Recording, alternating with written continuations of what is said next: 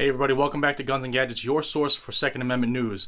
I hope everybody is enjoying their 4th of July. I thought I'd take a couple minutes out of my day today to bring this to you.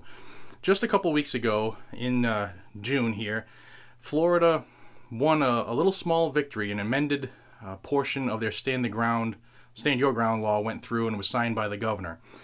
What the amendment did, what that part of the law did, was it took the onus of proving one's guilt and put it back on the prosecution, the way it should be. Now this is coming from a former cop, the way it should be. See, in 2015, Florida switched that and put it on the defendants, where you had to prove your innocence instead of being innocent until proven guilty.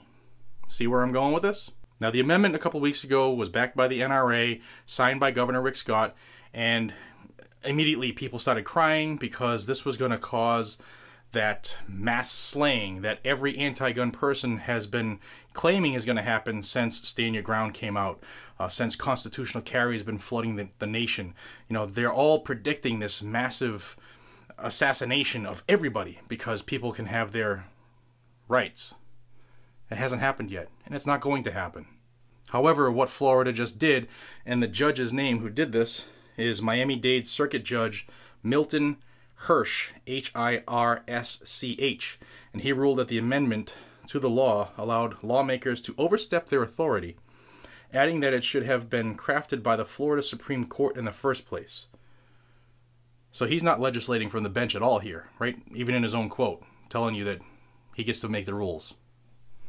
So this is eventually going to go to the Florida State Supreme Court, one would imagine. Florida first passed their Stand Your Ground law in 2005.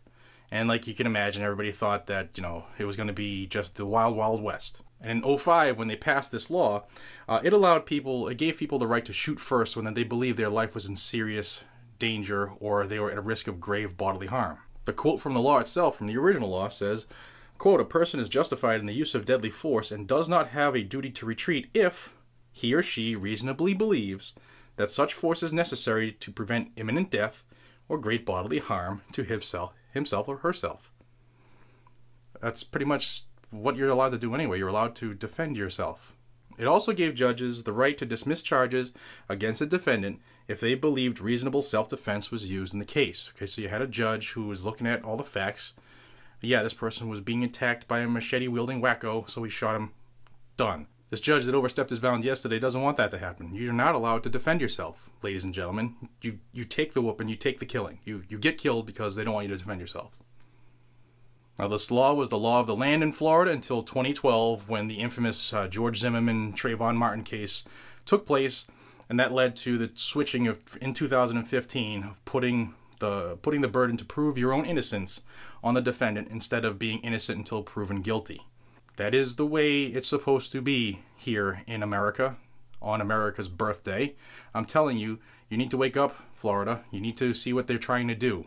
Hopefully this goes to the state Supreme Court in Florida, because being innocent until proven guilty is not unconstitutional. In fact, it is constitutional. This judge is just looking to make a name for himself, just like any other judge right now who's trying to come out against our own rights and the growing tidal wave of freedom that's coming back to us. It's a good time to be an American. Happy birthday, America. To everybody watching this, I thank you for your time. Please spend time with your families after watching this whole video, and enjoy the day. Never forget those who are fighting for us right now, those who have fought for us in the past, and all those who gave the ultimate sacrifice so that you and I could do what we're doing today. Just thank you. Please subscribe to this channel, and until we see each other again, be safe, stay vigilant, carry a weapon. Happy Independence Day.